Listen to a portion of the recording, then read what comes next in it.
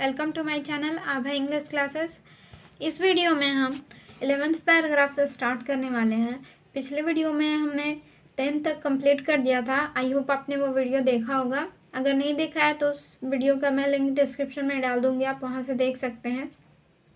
अगर ये वाली वीडियो अच्छी लगे तो प्लीज़ सब्सक्राइब करें चैनल को एंड लाइक करें वीडियो को।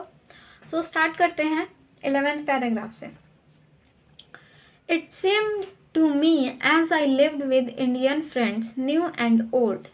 ठीक है, तो यहाँ पे परलेस बक जो है वो बोल रही हैं कि मुझे ऐसा लगा जब मैं अपने इंडियन फ्रेंड्स के साथ, अपने भारतीय दोस्तों के साथ, जो कि कुछ नए और कुछ पुराने थे, उनके साथ जब मैं रहती थी, that all the ills of India, कि जो सारे जो प्रॉब्लम्स हैं, जो भी इल्स हैं, जो भी बुराइयां हैं, जो भी समस्याएं हैं इंडिया की, भारत की, could easily have been mended if, ठीक है, अगर उनको, उन सारी इल्स को, सारी प्रॉब्लम्स को ईजिली यानी बहुत आसानी से मेंड किया जा सकता है, हल किया जा सकता है। If there had been a government, अगर यहाँ पे एक गवर्नमेंट होती, whose purpose was first of all to benefit the people, जिसका पर्पस, जिसका उद्देश्य सबसे पहले लोगों की भलाई करना हो, rather than to live upon them, ना कि उन पे शासन करना या उनके ऊपर हुकूमत चलाना हो। ठीक है, तो ऐसी सरकार चाहिए जो लोगों की भलाई के बारे में सोचे, उनके लिए काम करे, ना कि उन पे शासन करे।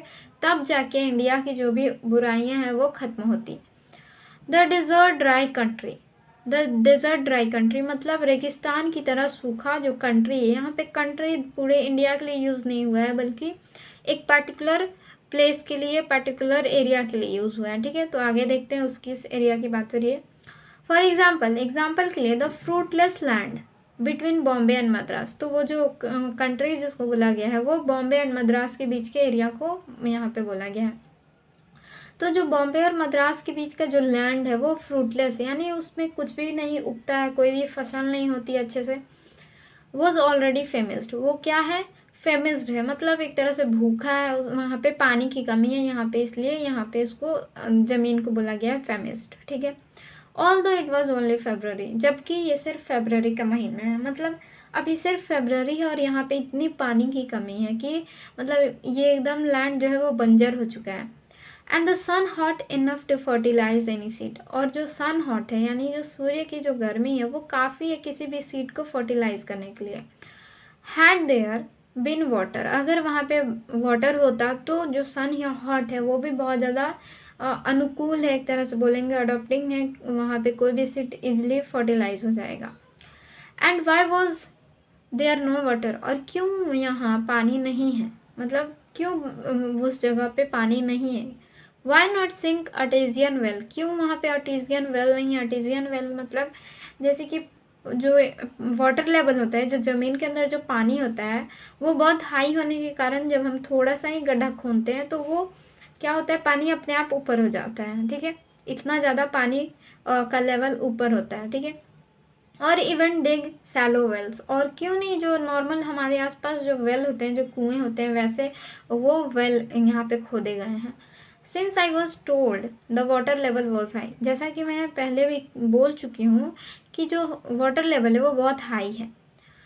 But the enervated and exhausted people, जो इनरवेटेड, लेकिन जो इनरवेटेड का मतलब होता है डरपोक। ठीक है, लेकिन जो डरपोक और जो एग्जॉस्टेड पीपल हैं, एग्जॉस्टेड का मतलब होता है थके हुए जो लोग हैं, हैड नॉट द स्ट्रेंथ, उनके पास इतनी स्ट्रेंथ नहीं है, इतनी ताकत नहीं है, टू टेक सच इनिशिएटिव, कि वो अपने लिए कुछ कर सके। ठीक है, कोई कदम उठा सके। After the years of colonialism, ठीक है, इतने उपनिवेशवाद के इतने सालों के बाद उनमें इतनी ताकत नहीं बची है, वो इतने थक चुके हैं, इतने डर चुके हैं कि अब वे खुद के लिए कोई भी कदम नहीं उठाते हैं।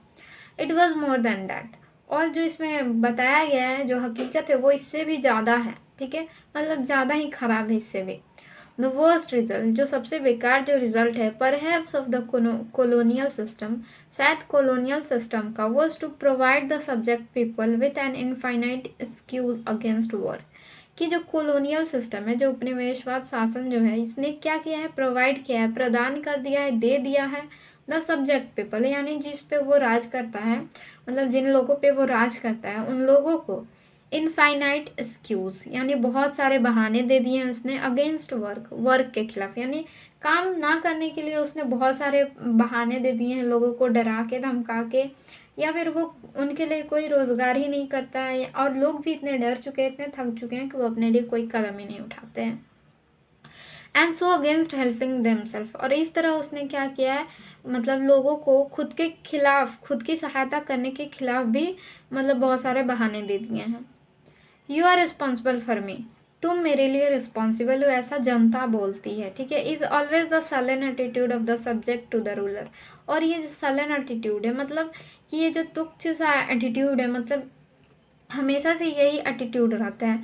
जो जनता होती है वो सारा जो ब्लेम है, जो सारी जिसके वजह से वो मतलब जो उनकी दशा है उसके लिए अपनी सरकार को रिस्पॉन्सिबल बोलती है, ठीक है। टू द रूलर मतलब जो उन पर शासन करता है उनको बोलती है कि तुम मेरे लिए रिस्पॉन्सिबल हो। You have undertaken to feed me, तुमने रिस्पॉन्सिबिलिटी ली है, तुमने जिम्मेवारी ली है कि तुम मुझे खिलाओगे। एंड क्लोथ मी, तुम मुझे कपड़े पहनाओगे। एंड गवर में, और तुम मुझ पर शासन करोगे। If I die it is your fault, अगर मैं मरता हूँ तो ये तुम्हारी गलती है। There were always the British to blame, British जो है वो हमेशा से दोषी रहे हैं, मतलब हमेशा उनकी गलती डेफिनेटली होती है। And certainly the blame was not always just, लेकिन हमेशा जो ब्लेम है, जो हमेशा जो आरोप उन पे लगता है वो हमेशा जस्ट नहीं होता है। जस्ट मतलब सही नहीं होता है, ठीक है, हमेशा सही नहीं होता है। वो दोषी हैं, काफ़ी दोषी हैं, लेकिन हमेशा जो ब्लेम लगते हैं उन पे वो हमेशा सही नहीं होते हैं। Yet essentially perhaps it was, और अभी तक शायद, for when the heart of a people is gone their spirit dies with it, और इस तरह जो जब लोगों का जो दिल है वो चला जाता है, मतलब खुद के लिए कुछ करने से उनका जब मन हट जाता है तो उसके साथ उनकी स्पिरिट भी मर जाती है, उनके साथ उसकी आत्मा भी मर जाती है, ठीक है। वो अपने आप को खुद ही दूसरे के अधीन कर लेते हैं और इस तरह वो खुद के लिए कुछ करते ही नहीं हैं। नेक्स्ट पैराग्राफ देखते हैं।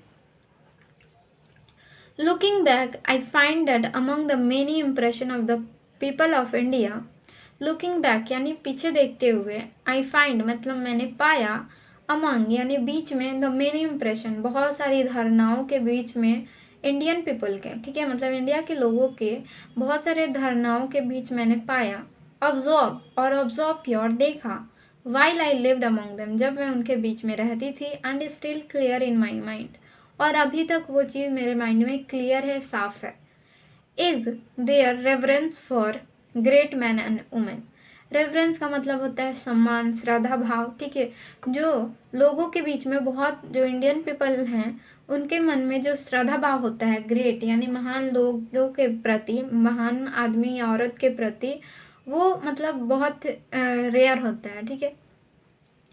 लीडरशिप इन इंडिया, जो लीडरशिप है यानी जो नेतृत्व है इन इंडिया, भारत में, can only be continued by those who the followers consider to be good, ठीक है। जो लीडरशिप है यानी भारत के लोगों का नेतृत्व वही कर सकते हैं जो, जिनको उनके फॉलोवर्स यानी जो उनको मानने वाले हैं, जो उनके अनुयायी हैं, जो मतलब बोल सकते हैं जिनको वो लोग फॉलो करते हैं, मतलब उनके विचारों से मैच करते हैं, विचारों उनके मिलते जुलते हैं, वो लोग उनको फॉलो करते हैं।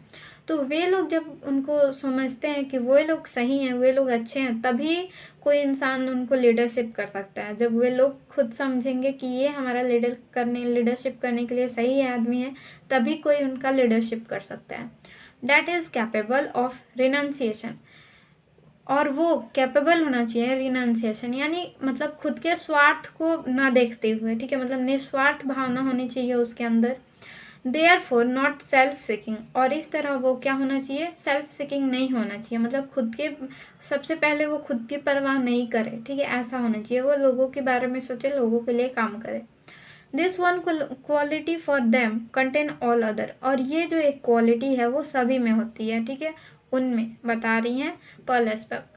अ person able to renounce personal benefit, a person यानी कोई व्यक्ति जो एबल हो रिनाउंस, रिनाउंस का मतलब होता है नकारना, ठीक है। यहाँ पे रिनाउंसिएशन का मतलब होता है कि खुद की जो स्वार्थ होते हैं उसको मतलब नीचे रखना, ठीक है, और दूसरों की भलाई के लिए काम करना रिनाउंसिएशन होता है। रिनाउंस का मतलब होता है नकारना। पर्सनल बेनिफिट यानी व्यक्तिगत जो बेनिफिट होते हैं, जो लाभ होते हैं, उसको नकारना। मतलब सबसे पहले लोगों के बारे में सोचना, अपने व्यक्तिगत लाभ के बारे में ना सोचना। For the sake of idealistic and is by that very fact also honest. और वो खुद के बारे में ना सोचे, खुद के लाभ के बारे में ना सोचे, और उसके एक विचारधारा होना चाहिए, एक आदर्शवाद होना चाहिए, और बहुत ऑनेस्ट होना चाहिए, मतलब ईमानदार भी होना चाहिए। ऑल्सो हाई माइंडेड, और उच्च विचारों वाला होना चाहिए। देयरफॉर ऑल्सो ट्रस्टवर्दी, और विश्वास पात्र भी होना चाहिए।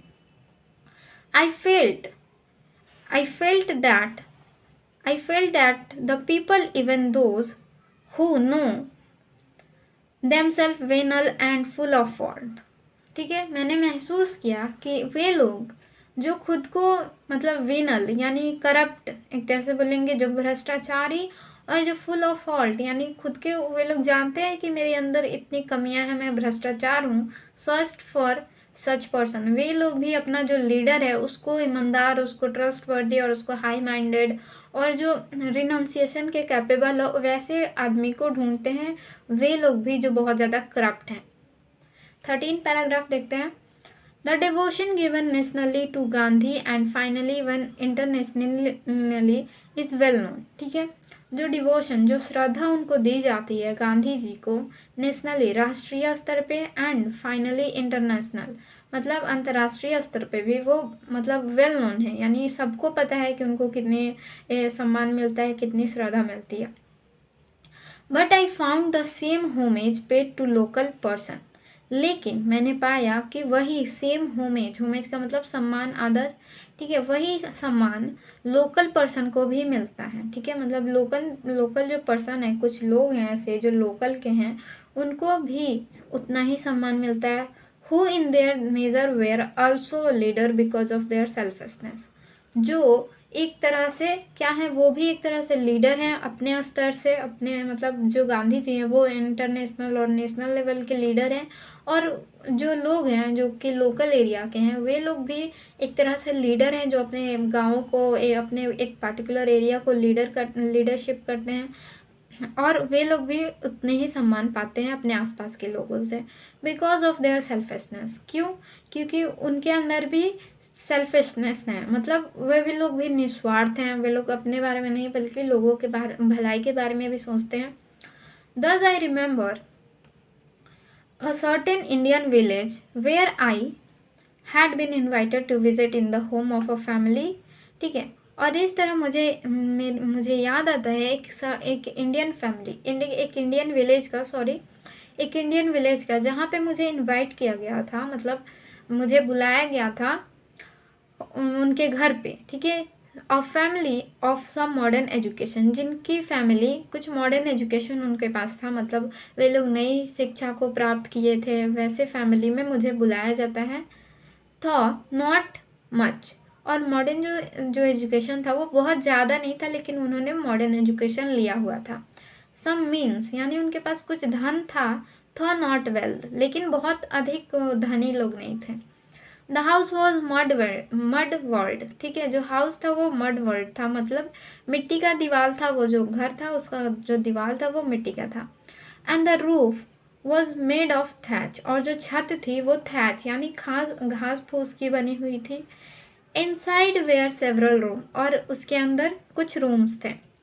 However the floors smooth and polished, और फिर भी जो फ्लोर था यानी जो नीचे का फर्श जो था वो बहुत ही स्मूथ था, बहुत ही पॉलिश था, मतलब एकदम चिकना था और पॉलिश हुआ था, with the usual mixture of cow dung and water. और उस क्या चीज़ से पॉलिश किया गया था?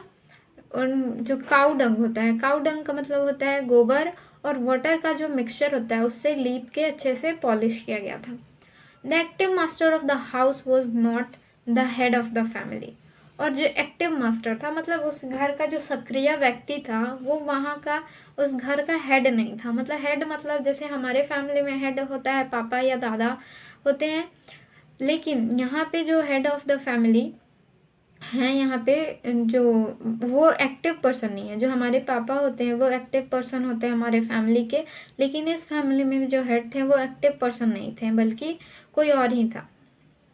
देखते हैं कौन है, बट ए यंगर ब्रदर। और उनका जो हेड ऑफ द फैमिली है, मतलब जो हेड है उस फैमिली के, उनका जो छोटा भाई है वो बहुत एक्टिव पर्सन है उस फैमिली का, मतलब वही सारे काम करता है।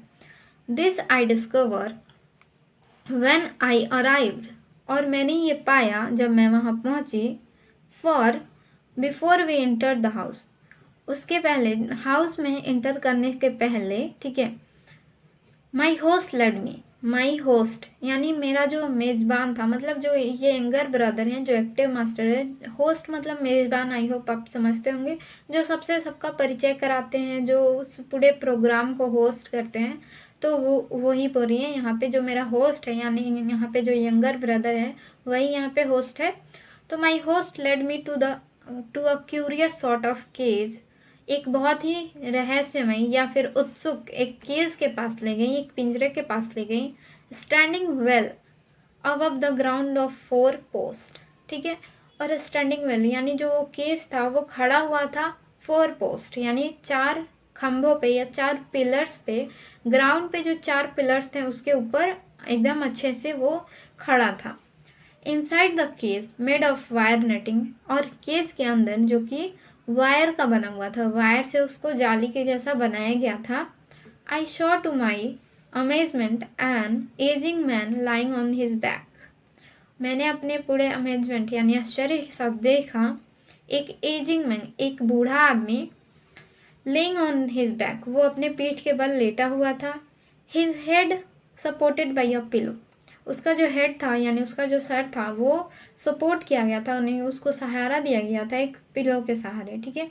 उसका जो सर था वो पिलो के सहारे ऐसे लेटा हुआ था।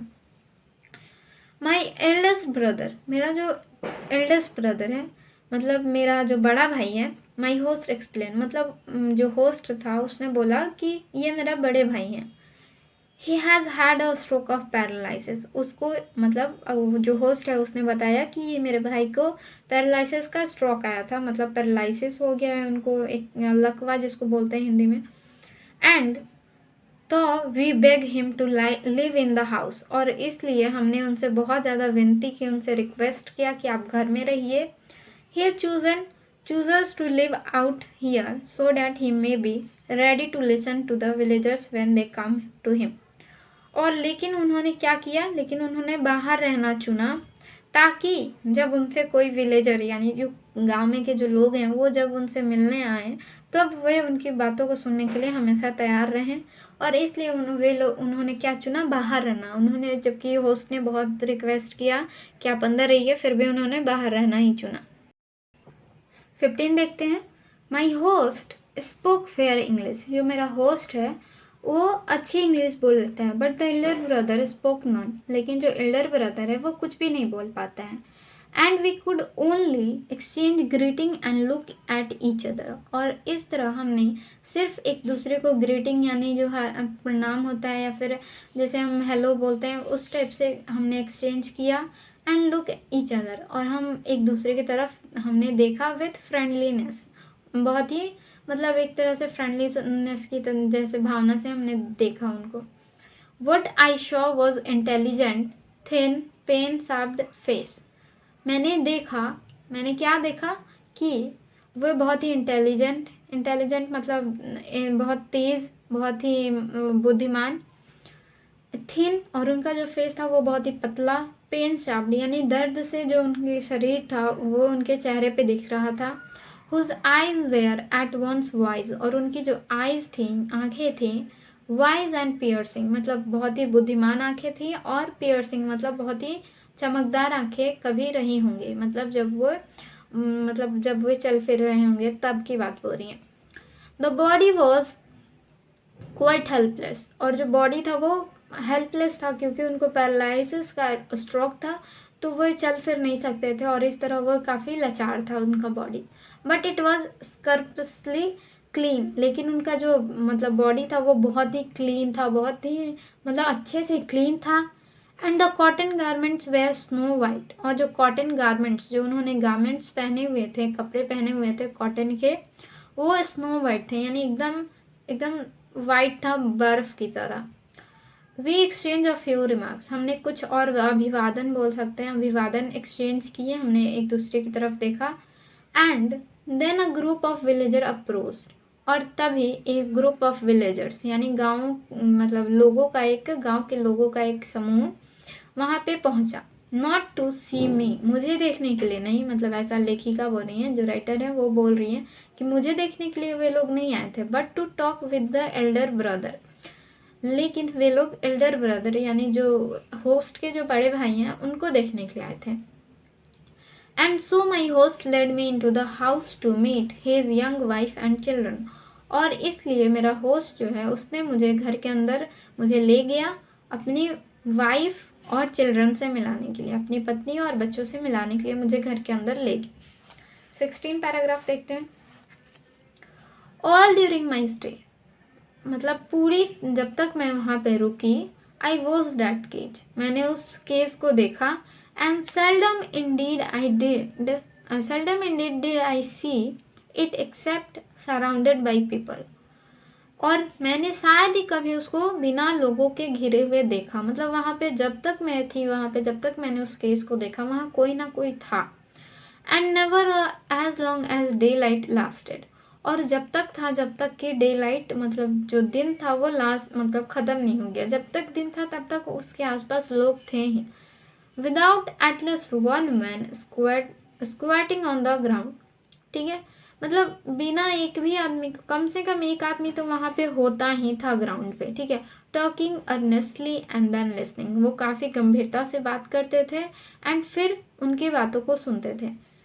माई होस्ट सेड, मेरे होस्ट ने कहा, my brother has always been our wise man, जो मेरे भाई हैं, जो मेरे बड़े भाई हैं, वो हमेशा से एक बुद्धिमान व्यक्ति रहे हैं। Now he is our saint, और अब वे हमारे संत हो गए हैं, मतलब संत हो गए हैं वो, हमें मतलब एक तरह से अच्छी अच्छी बातें सिखाते हैं, वे हो गए हैं, इसलिए लोग उनकी बातों को सुनने के लिए आते हैं। 17 पैराग्राफ देखते हैं। My host I observed had his own place too in the village life, ठीक है। तो फिर जो राइटर है पर्ल एसबेक वो बोल रही हैं कि जो मेरा होस्ट है, मैंने देखा कि उसकी भी खुद की प्लेस है विलेज लाइफ में, मतलब विलेज में के जो जीवन है, विलेज के जो जीवन है उसमें उसका खुद का प्लेस है, मतलब उसके भाई का तो बहुत ऊंचा प्लेस है ही, लोग उसको संत की तरह मानते हैं, लेकिन जो मेरा होस्ट है उसका खुद का भी प्लेस है। For twice while we were sitting on our luncheon, for twice यानी 2 बार जब हम अपने खाने के लिए बैठे थे, लंच के लिए, लंच यहाँ पे जो हमारा भोजन के लिए जब हम बैठे थे, that day उस दिन, he rose from his corner of the room, वो 2 बार अपने कॉर्नर से, जहाँ पे वो बैठा था कॉर्नर में, वहाँ से 2 बार उठकर and went out, और उठकर वो बाहर गया। To answer the shout apparently from a neighbour, ठीक है, नेबर, ठीक है, आंसर करने के लिए, बताने के लिए, अपरेंटली फ्रॉम अ नेबर मतलब शायद वो उसका नेबर था, उसका पड़ोसी था, उसके बुलाने पे वो 2 बार उठ के अपना खाना छोड़ के गया था। When he came back he made the same explanation, जब वो मतलब वापस आया तो उसने सेम एक्सप्लेनेशन दिया, सेम मतलब जवाब दिया, मतलब सेम वजह बताई कि क्यों मैं गया था। I was called to kill a dangerous snake, मुझे बुलाया गया था एक डेंजरस स्नेक को मारने के लिए। सो इस वीडियो में 18 पैराग्राफ तक ही रहेगा, नेक्स्ट वीडियो में हम 19 से कंप्लीट कर देंगे इस चैप्टर को। आई होप आपको ये वीडियो अच्छी लगी होगी, अगर वीडियो अच्छी लगी प्लीज़ सब्सक्राइब करें एंड लाइक करें वीडियो को। Thank you for watching.